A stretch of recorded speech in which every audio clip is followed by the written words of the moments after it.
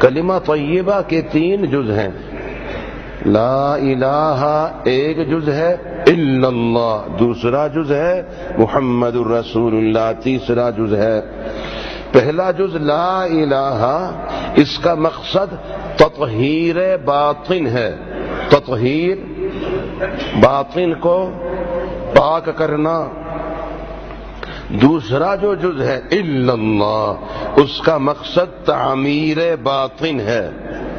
اور تیسرا جز ہے محمد الرسول اللہ، اس کا مقصد تعمیل باطن ہے، تعمیل باطن ہے. پہلا جز لا الہ، اس کا مقصد تطہیر باطن، یعنی اپنے دل دماغ کو غلط عقائد سے، غلط اخلاق سے، غلط جذبات سے، غلط معاملات سے، غلط معاشرت سے پاک کرنا. لا کا جھاڑو پھیر کر اندر کو صاف کرنا، جیسے برتن کو خلی کرنے سے پہلے اس کو زنگ سے صاف کرتے ہیں، دیوار کو رنگ کرنے سے پہلے اس کے دھبے صاف کرتے ہیں، کپڑے کو رنگنے سے پہلے اس کے دھبے دھو ڈالتے ہیں، تختی پہ لکھنے سے پہلے پہلا لکھا ہوا دھو ڈالتے ہیں. اسی طرح لا الہ سے کیا کرنا ہے؟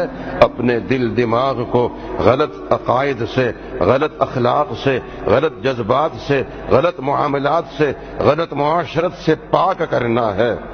چنانچہ کس درجے میں پاک کرنا ہے؟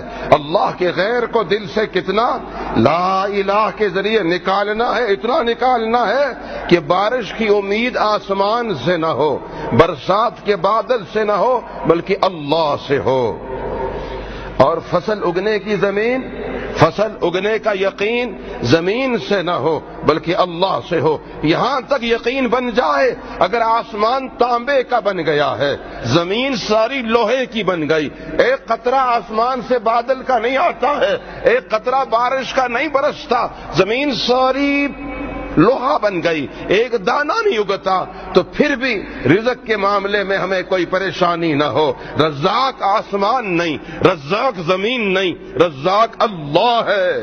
لا الہ، اس انداز سے اللہ کا ذکر کرنا ہے، اللہ کے غیر کو اس طرح دل سے کھرچ کے نکالنا ہے.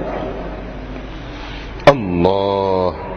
اور دوسرا مقصد، دوسرا جز الا اللہ ہے، اس کا مقصد تعمیر باطن، اپنے دل کو صحیح عقائد سے، صحیح اخلاق سے، صحیح اعمال سے، صحیح جذبات سے، صحیح معاملات سے آراستہ کرنا. جیسے برتن کو صاف کرنے کے بعد قلی کرتے ہیں، دیوار اور کپڑے کو دھبے کو دھو دینے کے بعد صاف کر کے رنگ کرتے ہیں، تختی پہ لکھا ہوا مٹا کے پھر نیا لکھتے ہیں. یہاں بھی شرکی عقائد کو چھوڑ کر، غلط جذبات، غلط احساسات کو چھوڑ کر، نفس کی خواہشوں کو چھوڑ کر، خالص اپنے رب کی رضا کے جذبے کے ساتھ، اپنے آقا صلی اللہ علیہ وسلم کی کامل نسبتوں کے ساتھ اپنے آپ کو سجانا ہے. اللہ ہم سب کو اس کی توفیق عطا فرمائے. اور اسی طرح تیسرا جز محمد الرسول اللہ ہے، جس کا مقصد تعمیل باطن، ہم اپنی تطہیر باطن اور تعمیر باطن میں جذبات کے بجائے اپنے آقا صلی اللہ علیہ وسلم کی تابعداری کریں.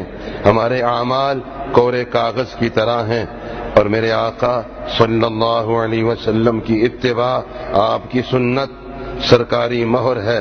کورا کاغذ تو بازار میں نہیں چلتا، اس سے سودا نہیں ملتا، لیکن سرکاری مہر لگنے سے وہ نوٹ بن جاتا ہے. چنانچہ میرے اور آپ کے عمل کی کوئی حیثیت نہیں، سنت کی نسبت کی مہر لگتے ہی میرے اور آپ کا عمل اتنا قیمتی بن جائے گا کہ جنت بھی خرید سکیں گے. میرے حبیب، میرے محبوب صلی اللہ علیہ وسلم کی نسبتوں کو اپنانا ہے تو اب توجہ کے ساتھ نفی اس بات اسی انداز سے کرنا ہے. افضل الذکر، آنکھیں بند ہوں، دل پہ توجہ ہو. افضل الذکر لا الہ الا اللہ لا إله إلا الله لا إله إلا الله لا إله إلا الله لا إله إلا الله لا إله إلا الله لا إله إلا الله لا إله إلا الله لا إله إلا الله لا إله إلا الله لا إله إلا الله لا إله إلا الله لا إله إلا الله لا إله إلا الله